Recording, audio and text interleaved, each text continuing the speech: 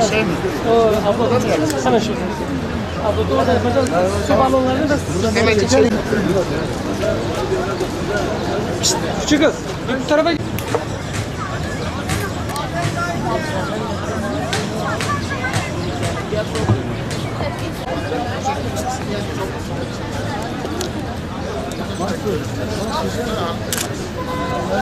Batman 1. Bilim Şenlik, Bilim ve Kültür Sanat Şenliği'ne hepiniz hoş geldiniz. Şeref verdiniz. Bugün bu güzel günde kurumlarımız, öğrencilerimiz ve öğretmenlerimizin aylarca süren emekleri sonucu ortaya çıkarılmış projelerimiz, sanat eserlerimiz burada sergilenecek, paylaşıma sunulacak. Hem halkımızın beğenisine sunulacak, diğer kurumlarımızın bu bilgi birikiminden faydalanmaları sağlanacak. Allah hayırlı uğurlu etsin.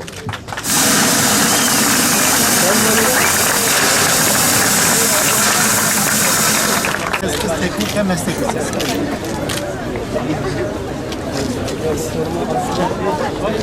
Onu bir 100 derece suyla tepkimeye sokacağız. Tepkime sonucunda büyük bir bulut oluşacak. Siz de bu bulutu görebileceksiniz.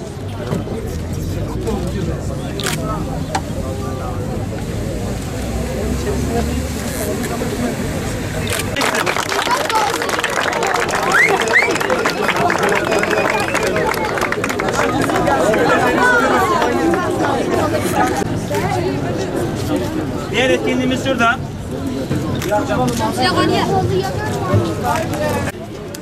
2 3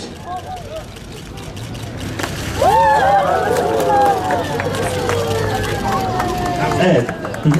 2 3 Evet. Bir şey oldu ya.